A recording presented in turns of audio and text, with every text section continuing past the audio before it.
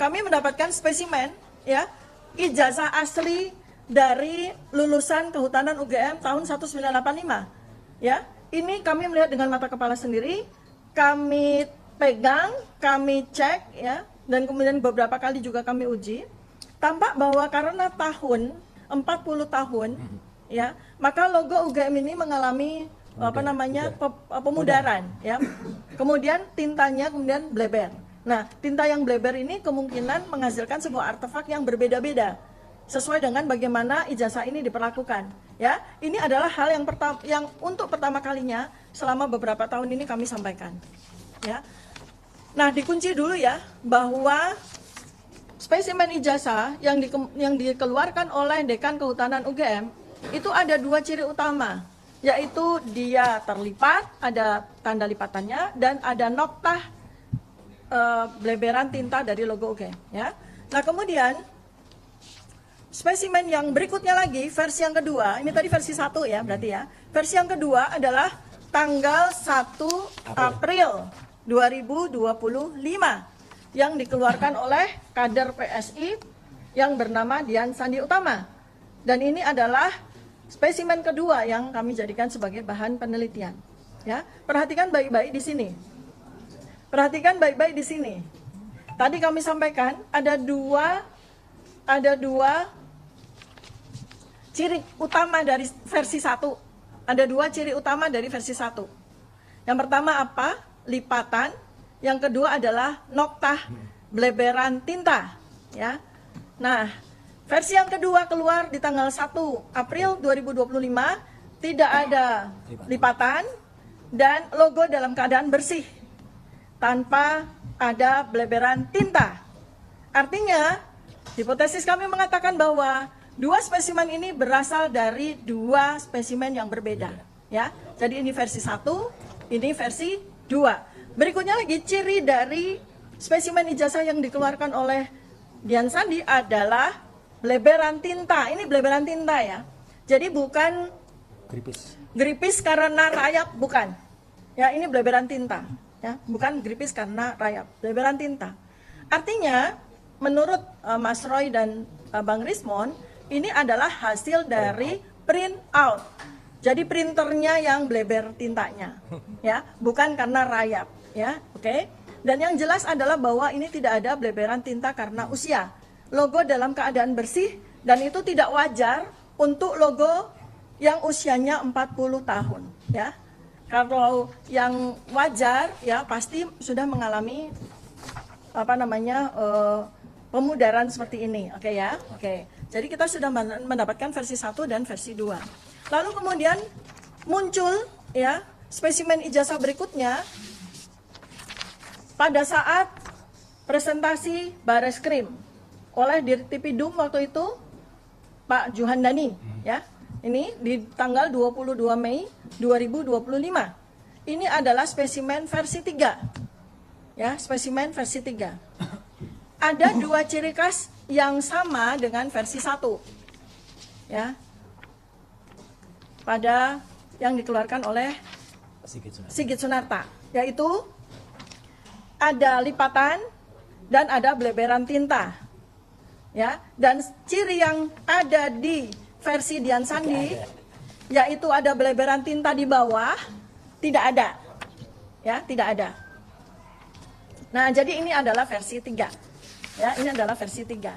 Anehnya, pada saat Pak Juhandani itu presentasi di layar, ya, ada dua ijazah muncul. Ya, ada dua ijazah muncul.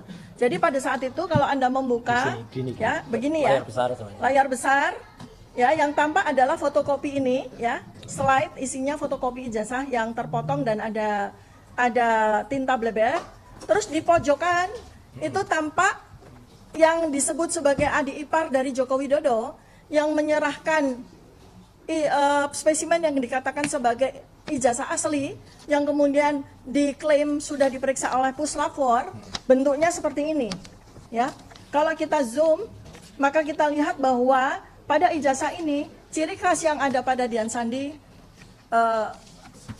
yang ada pada ijazah fotokopi dari Bareskrim tidak ada ya.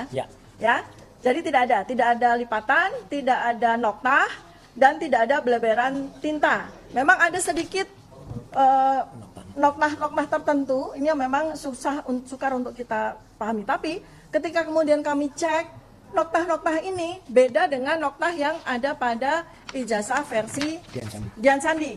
Beda, ya. Nah, pertanyaan dari kami adalah, kalau memang Bareskrim sudah melakukan penyitaan, Pak Joko Widodo sudah melakukan penyerahan ijazah asli sebelum presentasi disampaikan oleh Dirtipidum Bareskrim di tanggal 22 Mei 2025, ya, mengapa Bareskrim mempresentasikan fotokopi ijazah ini? Dan mengapa Bareskrim tidak mempresentasikan ijazah ini? Ini yang menjadi pertanyaan besar sekali. Jadi yang diuji oleh Puslapor itu yang fotokopian ini atau yang katanya ijazah asli yang disita ini. Ya. Padahal dalam satu hari semua masyarakat Indonesia yang melalui media televisi kita menyaksikan kemunculan dari dua versi ijazah ini. Yang jelas sekali ini beda. Ya. Kalau memang fotokopi ijazah ini berasal dari ijazah asli, maka ijazah asli ini akan ada noktah beleberan, ya kan? Ya. Lalu pada fotokopi ijazah ini beleberan dari mana? Artinya apa? Artinya ini adalah spesimen ijazah yang berbeda. Ya, jelas ya. Jadi ada versi 3. 1, 2, 3 ya. Oke. Sekarang ada versi 4 dan 5 yang dikeluarkan oleh KPU Jakarta. Versi 6 sebetulnya sudah ada. Yang kami saksikan, ya, kami bertiga tersangka bersama dengan para penasihat hukum kami yang hadir di sini, semua sama-sama menjadi saksi keluarnya spesimen yang diklaim sebagai ijazah asli Jokowi yang disita oleh Polda Metro Jaya pada gelar perkara khusus tanggal 15 Desember 2025. Hanya 5 menit. Tapi pada 5 menit itu, kami tidak diperkenankan memfoto, kami tidak diperkenankan men-scan, apalagi menyentuh ya. Tapi kami pastikan bahwa ijazah yang dikeluarkan oleh Polda Metro Jaya pada waktu tanggal 15 Desember 2025 itu bukan ijazah yang diperlihatkan oleh dekan, bukan ijazah yang ditunjukkan oleh Dian Sandi, bukan juga ijazah yang kelihatan sepintas yang dipegang oleh adik ipar Joko Widodo tanggal 22 Mei 2025, bukan juga ijazah yang dipresentasikan oleh Dirtipidum, bukan. Ya, kami bisa pastikan